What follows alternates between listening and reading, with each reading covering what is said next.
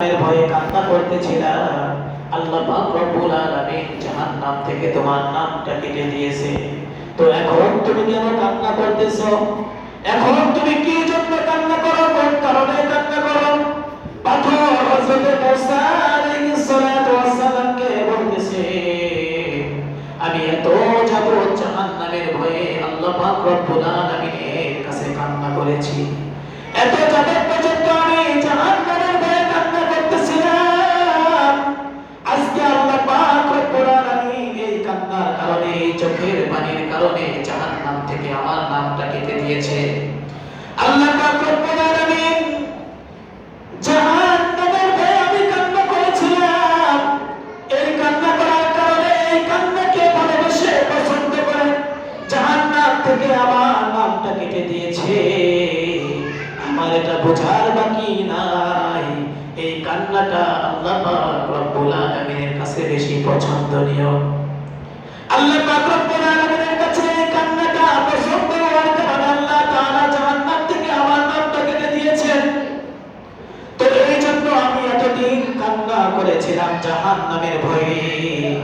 আজ থেকে কিয়ামত পর্যন্ত আমি কান্না করব আল্লাহ পাক রব্বুল আলামিনকে সন্তুষ্টি করার জন্য। সুবহানাল্লাহ।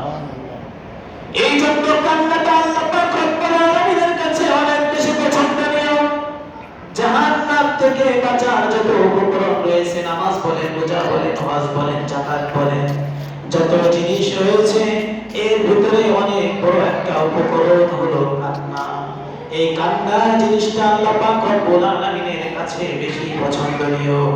আল্লাহ পাক রব্বুল আলামিন তার কোরআনুল কারীমের ভিতরে বলে, ফালইয়াদহাকু কলিলাও ওয়ালইয়াবকু কাসীরা। হে মানুষ, তোমরা কি করো?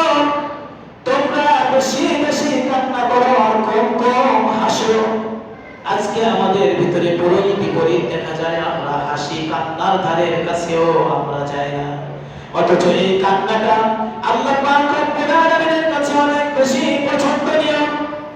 আল্লাহর হাবিব, আল্লাহর পয়গম্বর তার হাদিসের মধ্যে বলে, বান্দা যখন জাহান্নামের ভয়ে আল্লাহ পাক রব্বুল আলামিনের ভয়ে কান্না করে, যখন বান্দা কান্না করে, এই চোখের পানিটা আল্লাহ পাক রব্বুল আলামিন জমা করে রাখেন। কিয়ামতের দিন কঠিন ভয়াবহ অবস্থার সময় জাহান্নাম হুঙ্কার দিতে দিতে, বড় বড় গর্জন দিতে দিতে মানুষের কাছে চলে আসতে থাকবে। জাহান্নামকে বেঁধে রাখা হবে, শিকল দিয়ে বেঁধে রাখা হবে। ওই শিকলকে ৭০,০০০ ফেরেশতা ধরে রাখবে। এরপরেও ৭০,০০০ ফেরেশতা ওই জাহান্নামকে আটকে রাখতে পারবে না। আল্লাহ পাক রব্বুল আলামিন বলে, বান্দা যখন চোখের পানি ফেলেছিল আমার ভয়ে, জাহান্নামের ভয়ে, ওই চোখের পানি জাহান্নামে ছিটিয়ে দেওয়ার সাথে সাথে জাহান্নাম চুপ হয়ে যাবে। সুবহানাল্লাহ। এই জন্য চোখের পানির অনেক বেশি দাম। আল্লাহ পাক রব্বুল আলামিনের কাছে চোখের পানির অনেক বেশি দাম। আল্লাহর হাবিব বলেন, যখন কোন বান্দা আল্লাহর ভয়ে, জাহান্নামের ভয়ে চোখের পানি ফেলে, ওই চোখের পানি তার নাকের ডগায় আসার আগেই আমি বান্দার জীবনের সমস্ত গুনাহ মাফ করে দিই। সুবহানাল্লাহ। এই জন্য কান্না দরকার আছে না নাই? আমরা তো কান্না করতেই জানি না, কান্না করতেই পারি না। আল্লাহ পাক রব্বুল আলামিনের কাছে এসে ২ রাকাত নামাজ পড়ে সিজদা করে চোখের পানি ছেড়ে দেন। আপনি জীবনে কত অন্যায় করেছেন, কত পাপাচার করেছেন, কত অন্যায় করেছেন, কত অশ্লীল কাজ করেছেন, কত ব্যভিচার করেছেন, নিজের উপর কত জুলুম আপনি করেছেন। যতই জুলুম আপনি করেন না কেন, আপনি যখন আল্লাহ পাক রব্বুল আলামিনের কথা স্মরণ করে ২ রাকাত নামাজ পড়ে আল্লাহ পাক রব্বুল আলামিনের কুদরতি কদমে সিজদা করে যখন চোখের পানি ছেড়ে দিবে, আল্লাহ পাক রব্বুল আলামিন আপনার জীবনে সমস্ত গুনাহ মাফ করে দিবে। সুবহানাল্লাহ। এজন্য কান্নার দরকার আছে না নাই ভাই? আমরা কান্না করি, আমাকে কেউ কষ্ট দিছে, আমি কান্না করি। আমার জোরের ভাই, আমার বাবা, আমার মা, আমার আত্মীয় স্বজন দুনিয়া থেকে চলে গেছে, আমি কান্না করি। আরে ভাই, আপনি কান্না করে কি করবেন?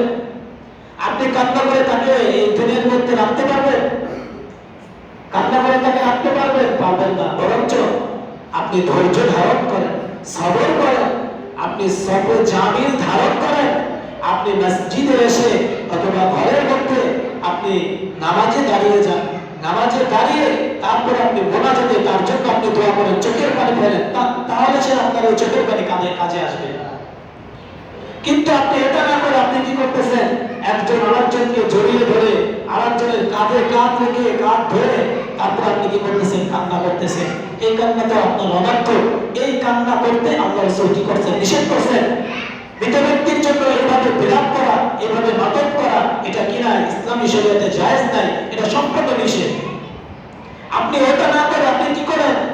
আপনি ওযু করে, ধৈর্য ধারণ করে আসেন, নামাজে আসেন, নামাজে দাঁড়ান, আল্লাহ পাক রব্বুল আলামিনের কাছে নামাজ পড়ে তার জন্য দোয়া করেন, তারপর আপনি চোখের পানি ছেড়ে দেন।